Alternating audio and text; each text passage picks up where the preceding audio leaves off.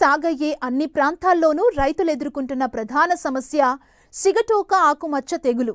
మొక్క దశ నుండి గెలకోత వరకు ఈ తెగులు బెడద వెంటాడుతోంది. వీటితో పాటు తరచూ దుంపకుళ్ళు, పనామా తెగుళ్ల దాడితో రైతులు తీవ్రంగా నష్టపోతున్నారు. వీటి నివారణకు చేపట్టాల్సిన సమగ్ర సస్యరక్షణ చర్యల గురించి శాస్త్రవేత్త డాక్టర్ నాగలక్ష్మి రైతాంగానికి తెలియజేస్తున్నారు.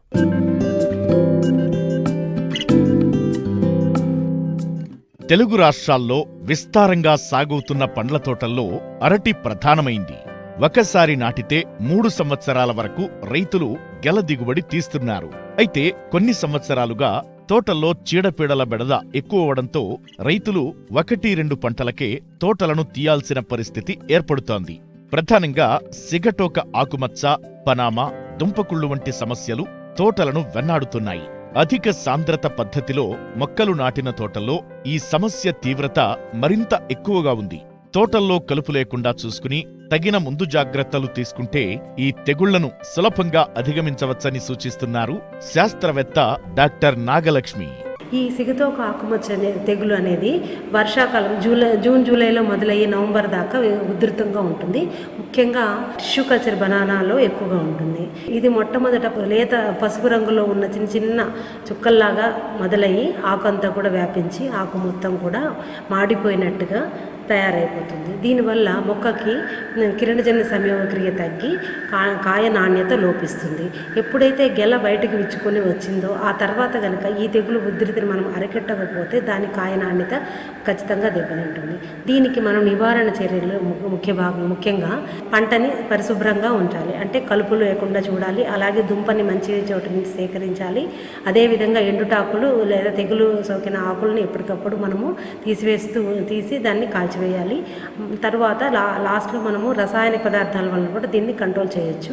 వర్షానికి ముందైతే మ్యాంకోజెబ్ అనే మందును కానీ లేదా క్లోరోథాలనిల్ దీన్ని కానీ 2.5 గ్రాము లీటర్కి కలిపి పిచికారీ చేసి మొదటగా వచ్చే చిన్న మచ్చల్ని మనము నివారించవచ్చు.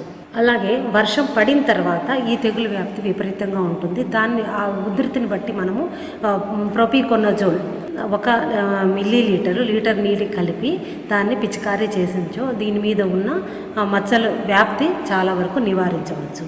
తర్వాత 20 రోజుల తర్వాత ప్రొపికొనజోల్ 1/2 మిల్లీలీటరు 1 లీటర్ నీటికి, అదేవిధంగా దానికి 10 మిల్లీలీటర్ల మినరల్ ఆయిల్ కనుక మనము కలిపి పిచికారీ చేసించో తెగులు వ్యాప్తి చేసే కారకాలు శిలీంద్ర బీజాలు ఏవైతే ఉన్నాయో అవన్నీ కూడా సమూలంగా నాశనమయ్యి గాలి ద్వారా వ్యాప్తి చెందే ఈ శిలీంద్ర బీజాలు అన్నీ కూడా నశిస్తాయి. దీనివల్ల మనకి తెగులు వ్యాప్తి తగ్గుతుంది. అరటి తోటలను ఆశించే తెగుళ్లలో అతి ప్రమాదకరమైన తెగుళ్లు పనామా, దుంపకుళ్ళు తెగుళ్లు. బ్యాక్టీరియా, శిలీంధ్రాల ద్వారా ఆశించే ఈ తెగుళ్ల వల్ల ఒక్కోసారి పంటపై ఆశలు వదులుకోవాల్సిన పరిస్థితి ఏర్పడుతోంది. పనామా ఎండు తెగులు అనేది ఒక ముఖ్యమైన సమస్య. ముఖ్యంగా అమృతపాణి రకాల్లో ఈ పనామా తెగులు చాలా ఎక్కువగా వస్తుంది.